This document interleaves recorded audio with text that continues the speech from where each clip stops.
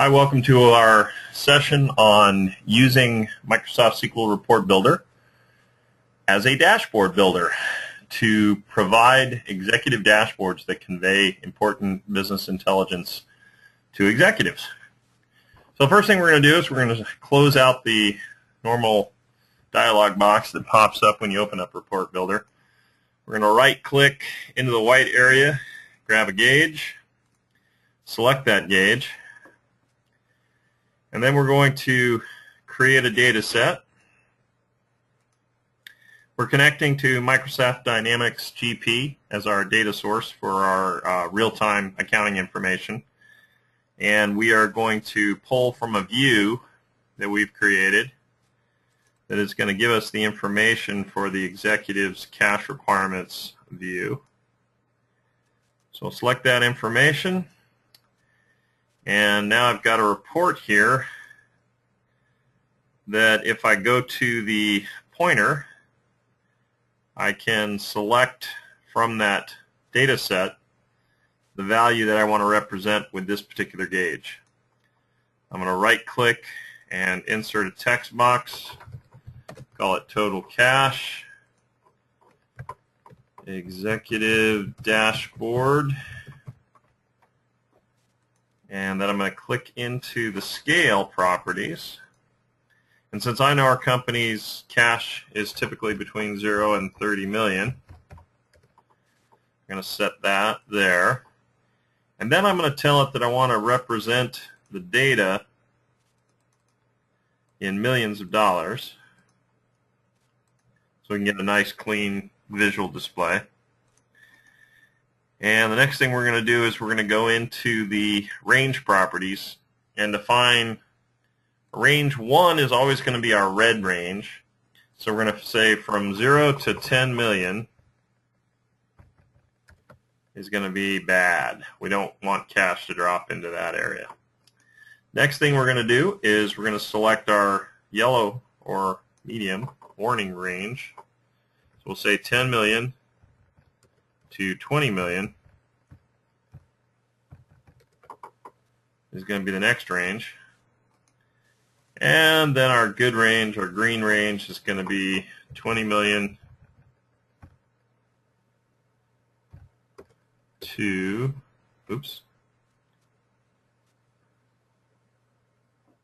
30 million.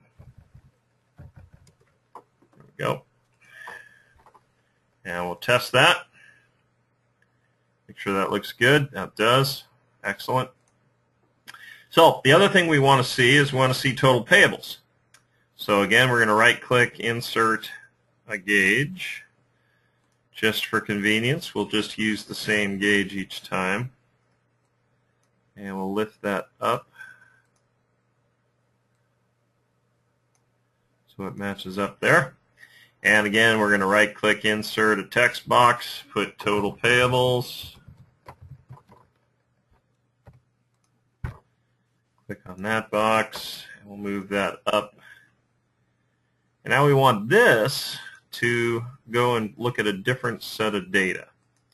So first thing you do when you add a new gauge is you actually have to tell it, use the same data set I had on the first one.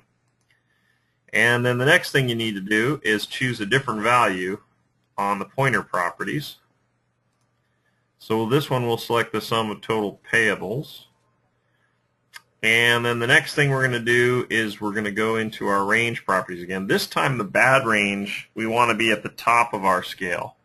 So we're going to use a range of 0 to 9 in terms of our 9 million. 1, 2, 3, 1, 2, 3.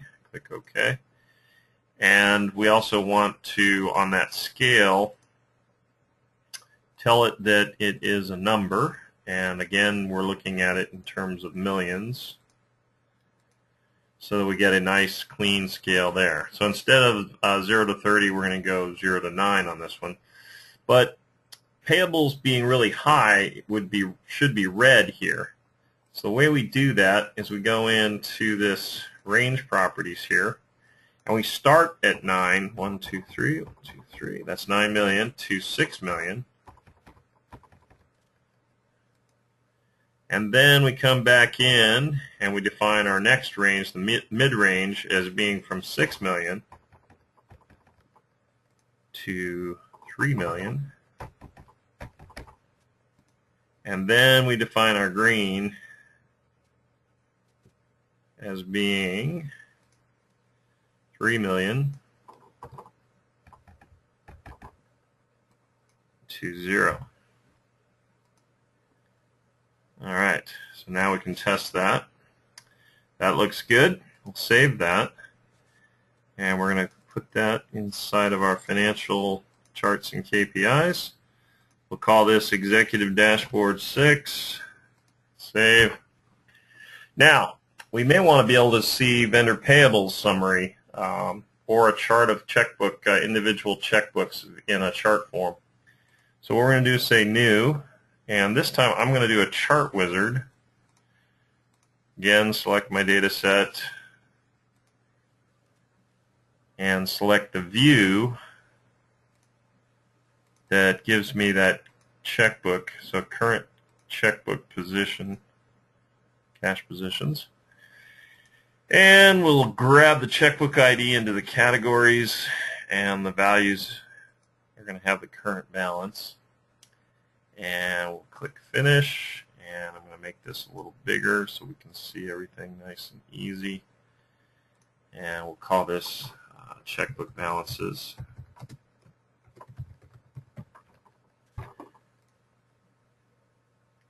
And that looks fine, so let's call that Executive Cash Position 6. And then the other thing we want to do is we want to get a vendor summary.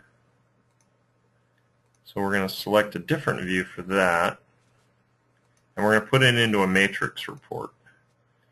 So in our vendor total payables here, we're going to just pull into the values, and we're not going to have any subgrouping here. And next, let's make that a little bit bigger. Vendor summary. All right. And then what we want to do is we want to order this by the total amount descending. We can just say order by total amount owed descending. Okay. And now you can see we've got the total amount. Now it would be really cool if we could click on it and get all the invoices for that, just that one vendor. So let's save this. This is going to be our Executive Vendor Payables Summary 6. And we're going to say New, and we're going to actually grab the details for the vendor.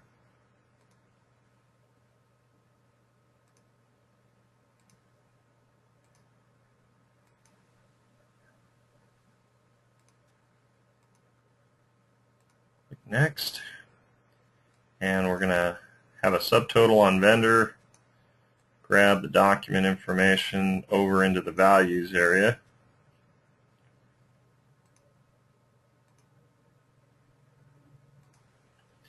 and again we're going to expand that out. And then if we want to have it restrict on a parameter, what we can do is just go to our data set properties and put in a where clause that says where vendor ID is equal to @ selected vendor ID or something equivalent. Whatever you define that will now become a parameter up here. So we'll save this. We'll call this vendor payables detail 6. Save that. Close that. Now we can go back to our vendor payables summary 6, and if we click on the box, we can go to the text box properties, and in the action we can say go to a report, and we'll point it to the detail report, and we'll add a parameter here where we'll say the parameter on the detail report is going to be filled in with the value from the vendor ID. Now we'll save that. And then we'll go to our dashboard 6. And when we click on to the payables box here, we can go to the action tab of gauge properties. And we can tell it to open the summary report. So vendor payable summary is going to open up. If I click on the payables, on this one, I want to go to the gauge properties action and have it open up the chart with the cash position. So I'll tell that to do that. Now let's save our dashboard and run it. So now you can see if I click on the cash gauge, I get to see the chart. If I click on the payables, I can see my vendor summary, but then I can also drill down to see what invoices make up that vendor summary. And we can continue to put as many types of information here and as many different drill downs as we want. I think you get the concept. This is the ability to give an executive information he needs that he can scan to see where things are at a particular time. And with that, know, is it good or is it bad? And if it is bad, then I can click on it and I can drill down to see why it's bad. With that, that's the end of our session. How to use Microsoft SQL Server Report Builder for business intelligence by creating executive dashboards.